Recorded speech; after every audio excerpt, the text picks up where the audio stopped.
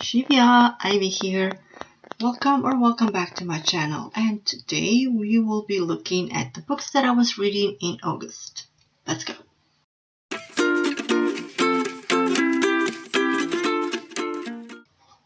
So to start with, I read The Honeymooners.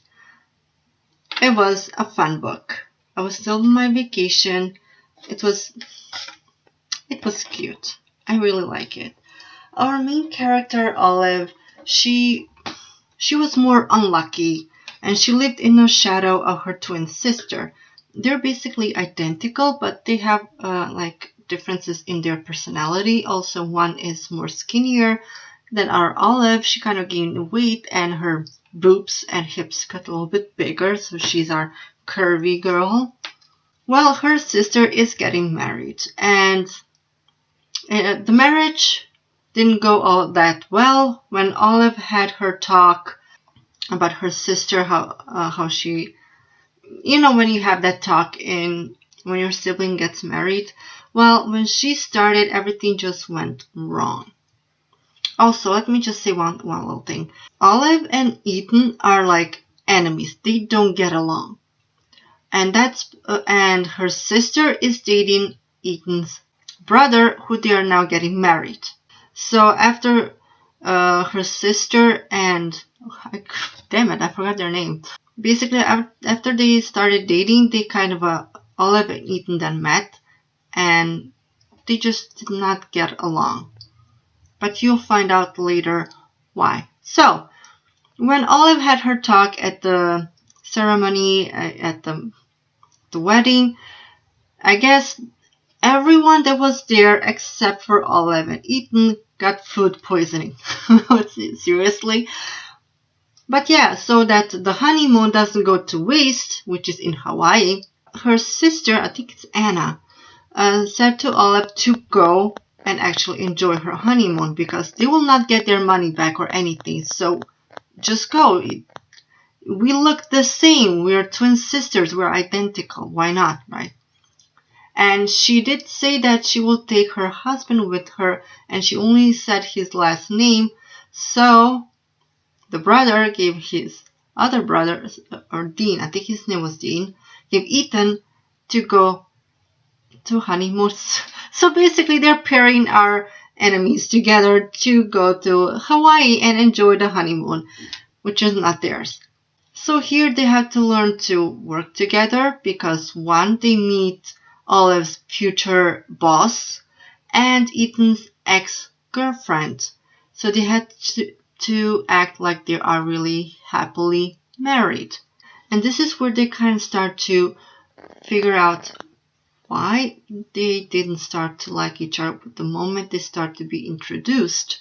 And when Ethan was a little bit more drunk, he started to say things that Olive didn't like. And basically it's about his brother. His brother is no angel. He did not respect her sister. Her sister was very faithful, but he wasn't. And they're married. So all the time that they were dating, he wasn't faithful. And so Ethan kind of told our girl Olive not to tell them that, which is, to me, is kind of a bullshit of a move. But Olive couldn't, because once they came back, his brother kind of flirted with her. Because Ethan and Olive kind of got together, right? They wanted to try if their relationship could work, and not as friends, but as lovers.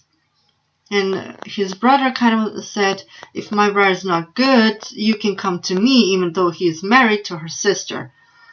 And she told Ethan that, and Ethan didn't believe her. And then she told her sister everything what she found out. Her sister was mad at her. They didn't talk for a while, and she felt like a black sheep. It was so unfair. She never wanted to hurt anybody. She just wanted to tell the truth. Until her sister Anna then called her. She researched, find out his code to get inside his mobile, found all these messages for different girls, and she found out that Olive was telling the truth. Then Ethan found out that his own brother used him to get away from his girlfriend to go on this, I don't know, they went on these crazy vacations, but he was actually cheating. It's wrong. So Ethan kind of had to fight and gather his courage to get Olive back and to really apologize. I think the book is really good. A lot of things happen, so I do recommend. And the next book, not romance, is Not at the Sea. As I mentioned, I think in my previous video, that I'm still looking for a book that screams summer and anything that has to do with water and all that. So we have A House at the Bottom of the Lake and horror, fantasy, mystical realm. It confused me a little bit, that's why I gave it a 3. So basically it's about this 17-year-old James and Amelia. James asked Amelia on a date and they went on their first date, which is wonderful. They went on a lake. I think they went, not a boat, what is that? It's not kayak.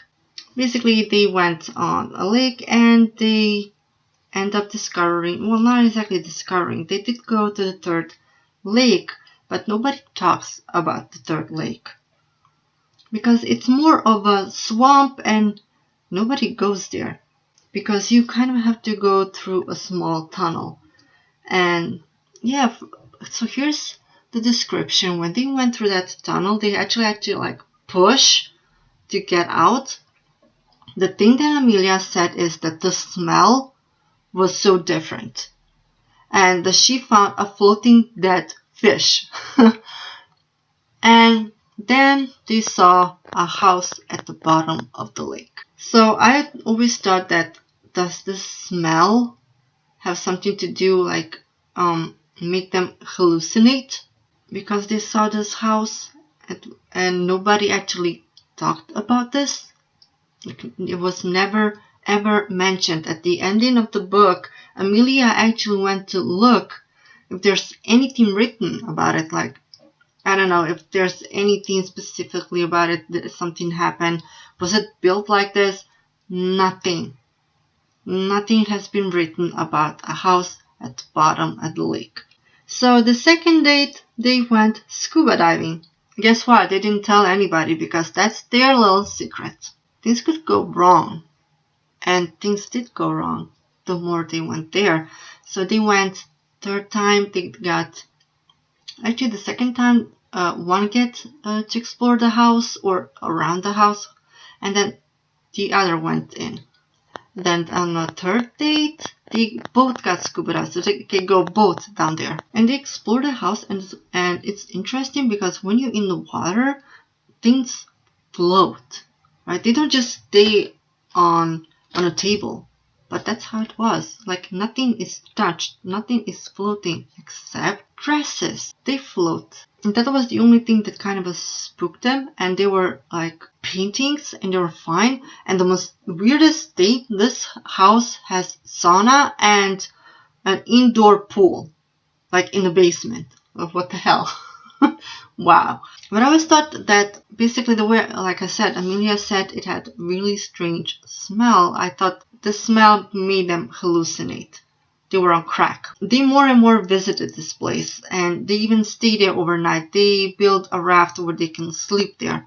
And one night, I remember that Amelia woke up by splashing, and she was kind of freaked out because sometimes they both see like an eye on a certain window of the house, and they still go down there, like something is pulling them to go there. And the most bullshit thing that these teenagers, especially Amelia, suggested, so they're both virgins and they wanted to do it, and guess what she suggested? Let's do it inside the house. Are you out of your mind? For a woman or a girl, it's no good to do any of those things when you're in water, in a saltwater lake, in a bathtub, because you're pushing that inside of you. Okay? Wrong. And you're doing it in the water that you saw dead fish and it smells funny. What the hell? But they did it. And after they did it, instead to be like laughing and all that, they heard cracking, like someone was walking above them. And then laughter, and they just booked out. They ran, and I think that did scare them, but they still came back. I think a week passed, and they still went back, and that's when they tried to explore more of the house.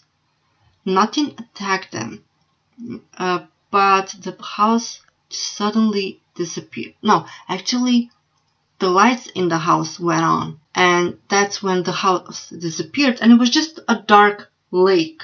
Like, there was nothing, like there was never anything there. So I always thought, yeah, they must be on something, or something is wrong with that lake that made you hallucinate, perhaps. And because nothing has been written, or I don't know, this house was made, there were rituals, it's evil, but it says that it's magical realms, so I think it's supernatural. I also had a feeling maybe this house is alive. It kind of gave me that feeling if you watch that animated movie, The Monster House.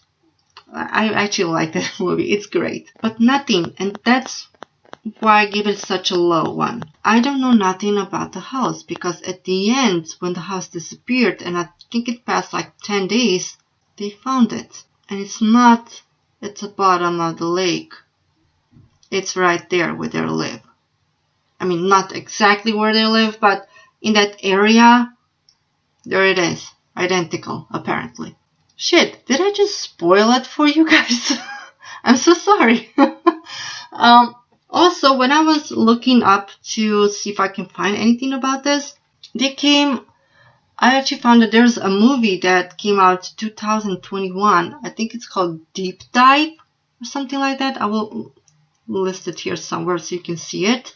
And I watched the trailer, and yeah, they already knew about the house at the bottom of the lake, and they went to explore. And apparently in that house there were rituals, because there were corpses of people in there. So I don't know if it's connected, this book and the movie, because that's the only thing that is, they have something similar going on. But otherwise, no. Here they are teenagers. Those there in the movie look like adults, and they already know about the house, and someone was driving the way I looked at the trailer. But it looks actually interesting. Also, people are like 50-50 if they like the movie. That's how I am with this book. I'm 50-50, and halfway I was all good until they had the thingy when they did it in the house. I started to lose a little bit. There were such interesting characters at the start. I don't know, I just kind of didn't... They were just losing their minds. I guess that's the only thing I can explain. Otherwise, it wasn't all that bad. It's just halfway there, it got me. It was so good. And then it's just kind of losing me. Also, this is a short book. It's a novella. If you still want to check it out, do check it out. It's not bad. It's just, I wish it was just something explained about the book. I mean, about the house, sorry. So, The Mistake. We have Logan and Grace in this one. Grace is a virgin, and Logan is a hockey player who's also a playboy. How did they meet? Well, Logan wanted to go party to forget about his feelings that he has for Hannah, which is the girl from the previous book, the deal, and she is dating his best friend Garrett. So he thinks that he has feelings for her. He wanted to go to a party, but he kind of didn't go to the right place, and that's how he met Grace. They kind of spent the evening together, not doing the naughty stuff. They were watching a movie. I think it was, what was it called? Damn, I forgot. Bruce Willis plays in that movie, and I just forgot what was it called. Anyway, this is one thing that Grace made a huge mistake. So even though she is a virgin, I know Logan is supposed to be a super hot guy, great body. You just just because they are hot doesn't mean you should just let them touch you inappropriately straight away. I mean, I know you're a virgin. I know you want to try these things. But he's a complete stranger. I mean, I cannot. I personally cannot deal with that. If I don't know you, I don't trust you, don't even try to touch me. That's how I am. But that's where Grace made a mistake. Sure, she didn't get to hang out with Logan. They just kissed that night. But she didn't lose her virginity. But yeah, they will start to hang out a little bit more, and at some point it's going to happen. But Logan kind of had a bad feeling because he thought he was using Grace to forget about Hannah. Just before they almost did it, he finally confessed, even though he should have said it a lot sooner, before it almost happened. That he wants to forget about this girl, and Grace, of course, told him, get out, which is correct thing to do. Also, they weren't even dating. Logan then figured it out that it's with Hannah's help, that it's not her that he likes. It's the relationship that he sees Hannah and Garrett, that relationship that they have. He wants that. And now he realizes that he wants it with Grace.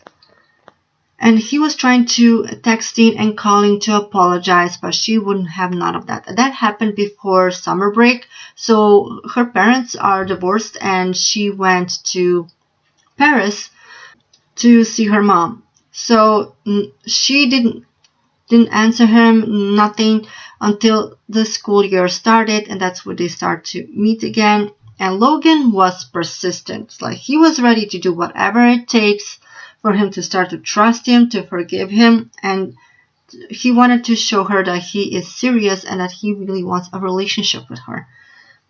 And I'm proud of Grace that she didn't forgive him so quickly. She gave him 6 tasks that he has to do before she even goes on that one date with him. And that was really good. Really good. Communication is key. I love that they forgave each other. I mean, that she forgave him more, and that they learn more about each other, because Grace also learned about Logan's dad and his childhood, and he is very scared of his future because of his father, because he has to be there for his father. But things turn to better, of course. So all in all, I enjoyed this book. It was a fun read. Also, did I do it?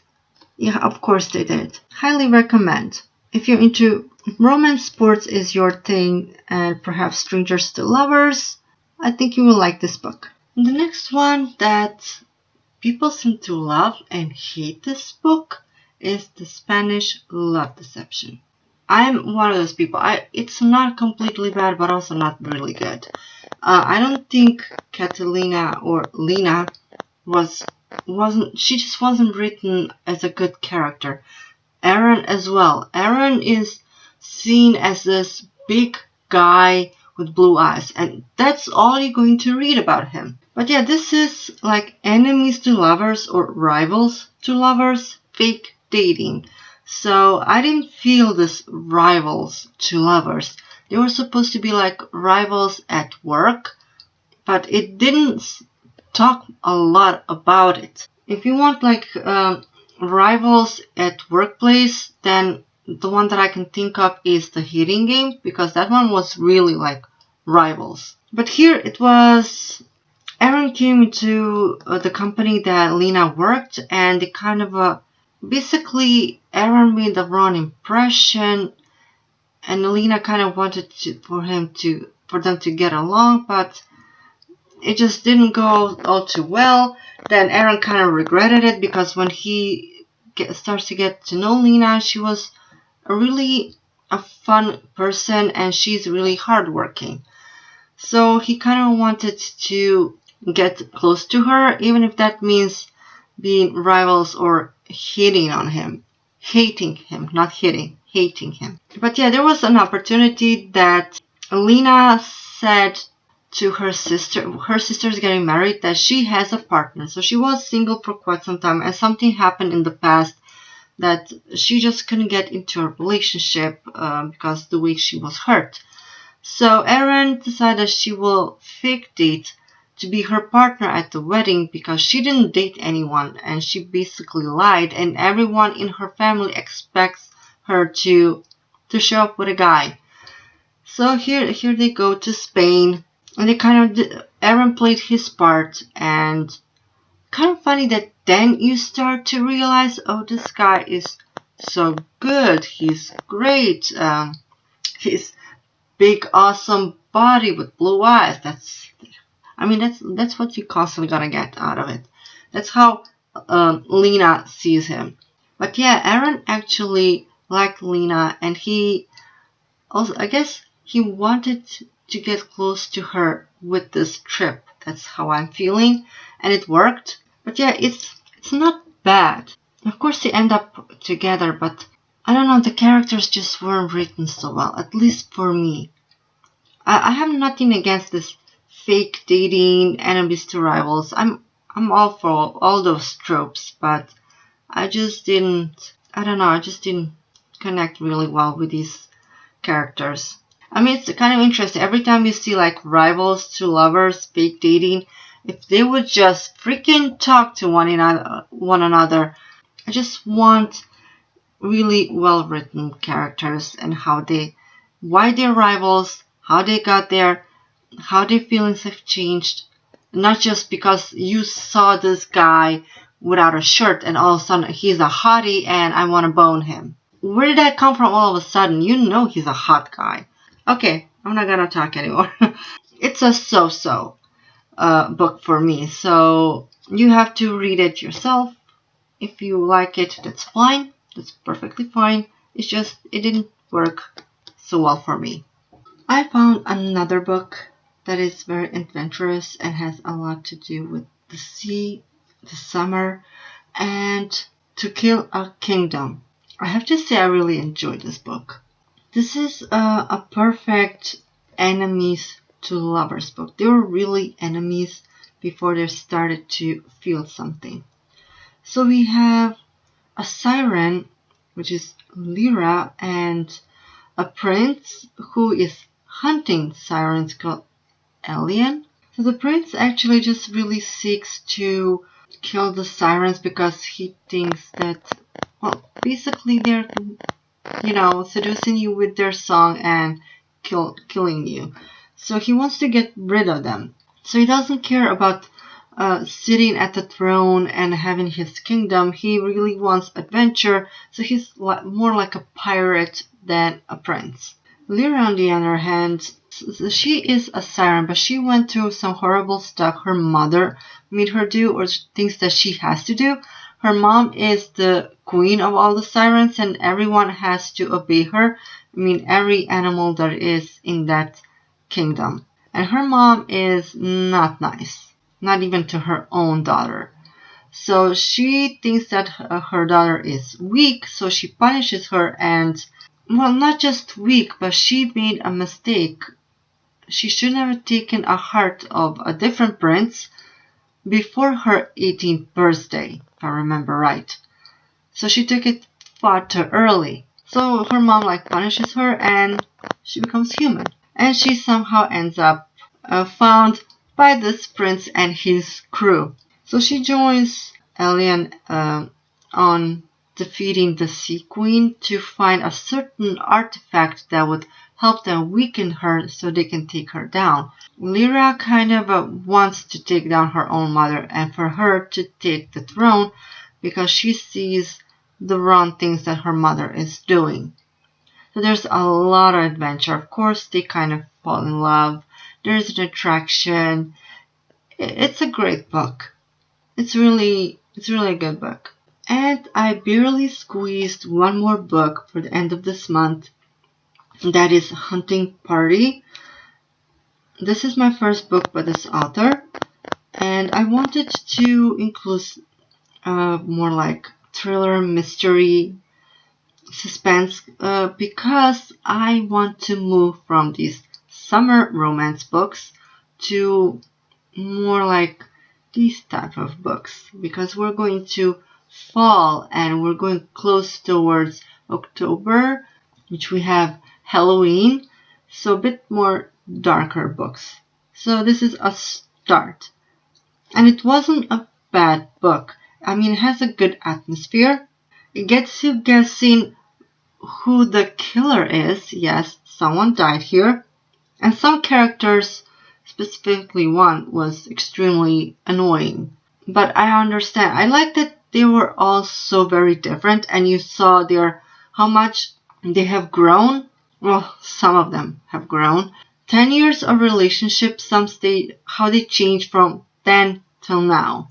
The new friend called Emma, she made reservations on this snowy mountain in the hills to celebrate New Year's. And so they all went on this trip, and yeah, when you read more about it, you see that their friendship is not very happy. There is darkness and shadows in their relationships, and one of them dies, and the killer is among them. Now, they're not completely alone. They're like two Icelanders, I believe, that joined them in that big house, and they thought they will have this huge house for themselves. Actually, it's not exactly just a house. It's basically where they eat and they have a party, but they have these small little houses where they spend the night, where they're sleeping. I actually picture, I think it's really nice, and you have the view of the lake and the mountains. I actually have a really nice picture of this place. There are some dark things in their friendship, and someone got really angry and things just went bad. Maybe they didn't want this to happen, but it happened. But I will let you guess who it is. I have to say that they throw you off. You always keep thinking, okay, who is it? Because you have chapters by Miranda, Emma, and Kate, which are the friends, and then you have Heather and Doug, which are Heather is like basically they both work there. So it's their chapters that you are reading. And so one of those three girls is the one that dies and one that kills. So yeah, even though don't look at this, I do recommend you to read this book. I think it was still really a fun book. So yeah, those will be all of the books I was reading in August. If you have any recommendations for thriller, suspense, mystery, any type of books, I do have 3 more already that I have on a lookout. Actually, I will already start one. But yeah, if you have any recommendations or what type of books you like to read when it's fall or Halloween kind of time, please write them down in the comment section below. And I hope to see you in my next video. Ciao, ciao!